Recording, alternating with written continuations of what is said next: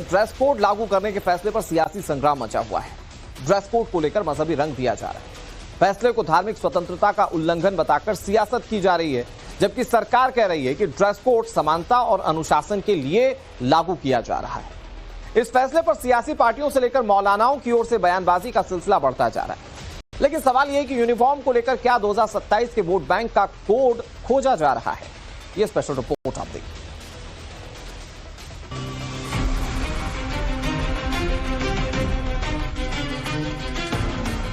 एक वर्ग विशेष को प्रभावित करने की कोशिश की जा रही है, हम इसका विरोध करते हैं। धार्मिक रिचुअल्स होते हैं, तो वो पगड़ी बांधते हैं, कुछ हिजाब पहनते हैं, तो वो ड्रेस कोड के अंदर काउंट नहीं होने चाहिए। मुझे लगता है कि फिर ऐसे फैसले पर नजरसानी करने की जरूरत रहेगी।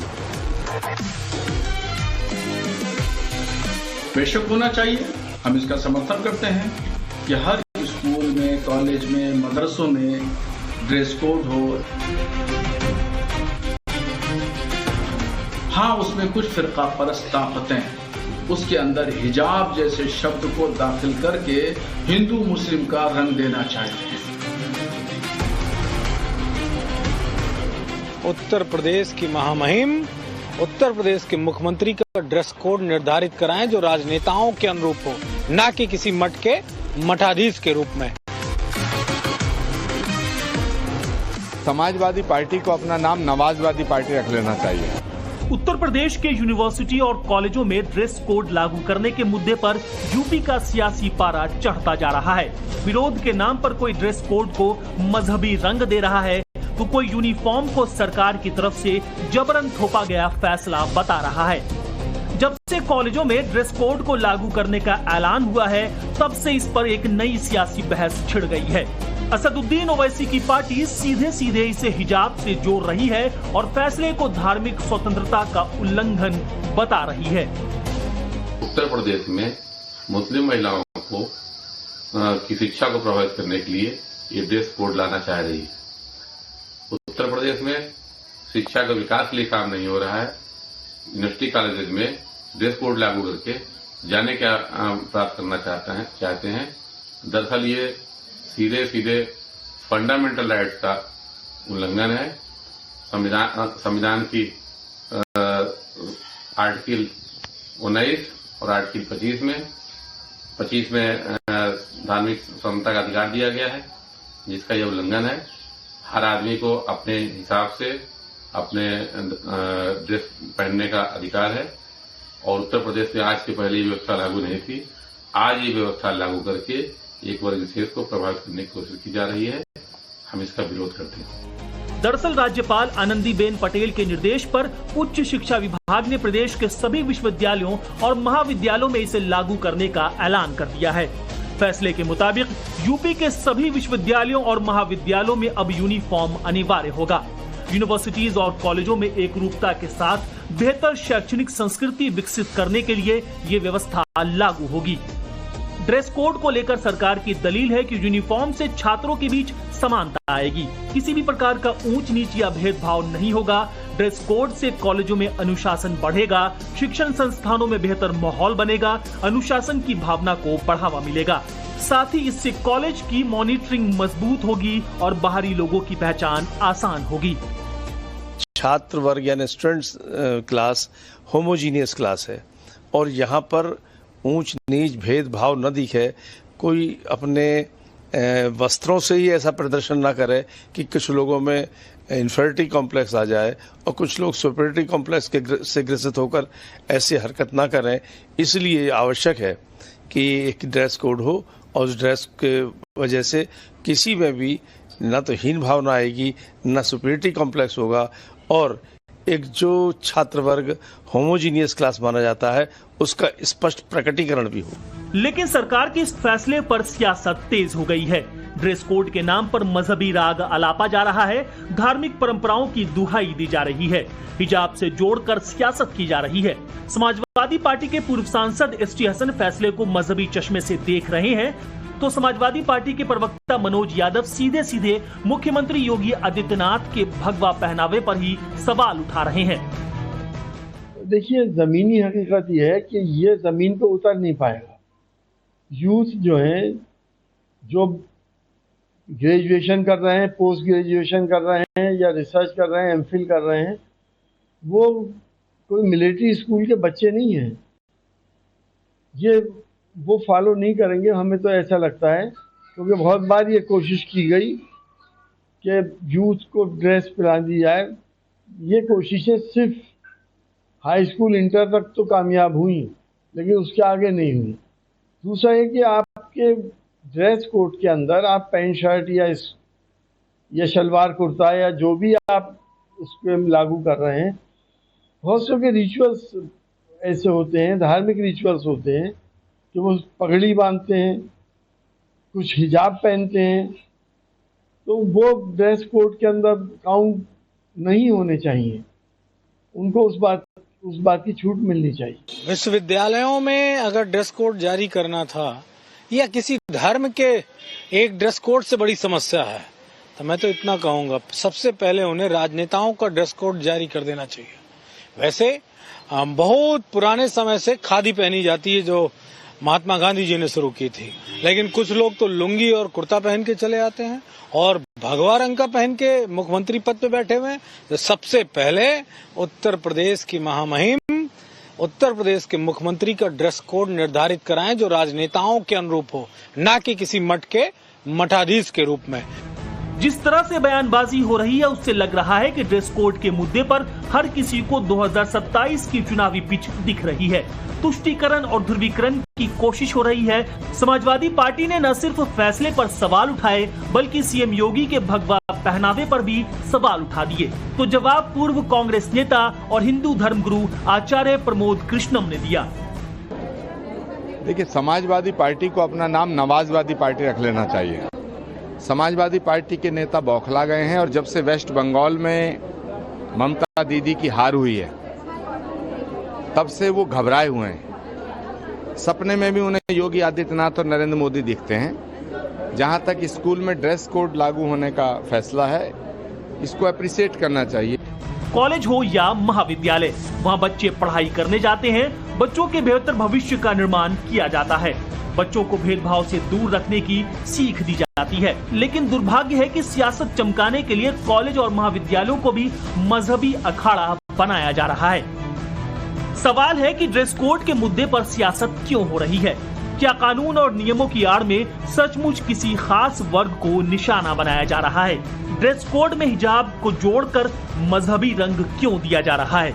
क्या 2027 में होने वाले यूपी चुनावों के लिए विपक्ष तुष्टीकरण के खेल में जुट गया है? अगर ऐसा नहीं है, तो फिर अगर कोई कॉलेज एक समान ड्रेस कोड तय करता है, तो उसका पालन करने में क्या आपत्ति है? यूनिवर्सिटी में यूनिफॉर्म को लेकर मुस्लिम धर्मगुरु भी मैदान में उतर आए हैं। कुछ मौलानाओं ने इस पर हिजाब वाला राग आलापा है। मौलाना सुफियान निजामी सरकार को धमकी दे रहे हैं, अगर एक कल्चर और एक तहजीब को प्रमोट करने की बात होगी और मौलिक अधिकारों का उल्लंघन होगा, तो इसका खुलकर विरोध करेंगे। अगर हुकूमत ये चाहती है कि कोई ड्रेस कोड नाफिज किया जाए, तो उसके लिए ज़रूरी है कि तमाम कल्चर और तहजीब और तमाम मज़ाहिब के मानने वालों के यहाँ जो भी उनके मजहबी नुक्ते नज़र से लिबास हैं, चाहे वो हिजाब हो, चाहे वो सलवार सूट हो, चाहे वो दुपट्टा हो या और भी चीज़ें हों जिनसे किसी के भी फंडामेंटल राइट मजरू ना होते हों, तो ऐसी चीज़ों को मद्देनज़र रखते हुए अगर कोई कोड बनाया जाएगा तो यकीनी तौर पर हम उसका स्वागत करेंगे। लेकिन अगर कोई ऐसा कोड या कोई ऐसा निज़ाम बनाया जाए कि जिसमें सिर्फ एक कल्चर और एक तहजीब को प्रमोट करने की बात की जाए, तो मुझे लगता है कि फिर ऐसे फैसले पर नजरसानी करने की जरूरत रहेगी। हालांकि कुछ मौलाना सरकार के इस फैसले के समर्थन में उतर आए हैं। बरेली के मौलाना शहाबुद्दीन रिजवी ने फैसले को सही बताया है। गवर्नर साहिबा कह रही हैं कि स्कूल कॉलेज में ड्रेस कोड लागू किया जाएगा, तो बेशक होना चाहिए, हम इसका समर्थन करते हैं कि हर स्कूल में, कॉलेज में, मदरसों में ड्रेस कोड हो, एक यूनिफॉर्म हो, सारे बच्चे उसी यूनिफॉर्म को पहन करके अपने क्लासेस अटेंड करें। हाँ, उसमें कुछ फिरका परस्त ताकतें उसके अंदर हिजाब जैसे शब्द को दाखिल करके हिंदू मुस्लिम का रंग देना चाहते हैं, मगर उसका भी हल है। वो हल ये है कि जो मुस्लिम छात्राएं हैं हिजाब पहनती हैं वो हिजाब पहने और स्कूल में पहुंचने के बाद फिर वो उतार दें, क्लास बगैर हिजाब के अटेंड करें और जब वापस हो, छुट्टी हो तो स्कूल की चहारदीवारी के बाद फिर वो हिजाब पहन लें, तो कहीं कोई टकराव की स्थिति नहीं है। यूनिवर्सिटीज में ड्रेस कोड को लेकर आपने सियासी पार्टियों के बयान सुने, आपने धर्मगुरुओं को भी सुना। कोई खुलकर विरोध कर रहा है तो कोई खुलकर समर्थन कर रहा है। यूपी में 25 राज्य विश्वविद्यालय और 200 से ज्यादा राजकीय महाविद्यालय हैं और लगभग 10 लाख छात्र छात्राएं पढ़ते हैं। उच्च शिक्षा विभाग का ये फैसला इन सभी छात्र छात्राओं पर लागू होगा। अब यहाँ ये भी जान लेना जरूरी है कि जिन छात्रों के लिए ड्रेस कोड लागू किया गया है वो क्या सोचते हैं, उनकी राय क्या है। फैसले पर टाइम्स नाउ नवभारत की टीम ने यूपी के अलग अलग शहरों के कॉलेज के छात्रों की राय जानी। सुनिए लखनऊ यूनिवर्सिटी के छात्रों का इस फैसले पर क्या कहना है। सही है सर, इसलिए यूनिफॉर्म तो होने चाहिए। बच्चे क्या होता है कि वो इक्वालिटी होती है कॉलेज में, स्कूल में।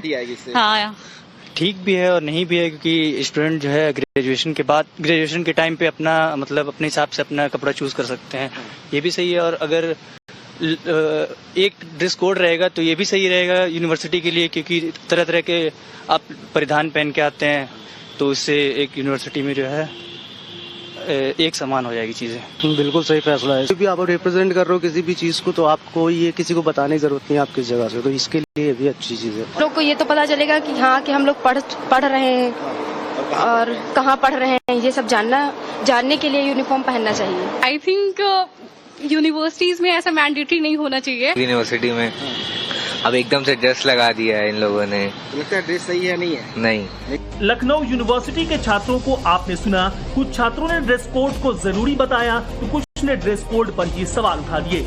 लखनऊ के बाद नवभारत की टीम ने वाराणसी के यूपी कॉलेज के छात्रों का भी मन टटोला।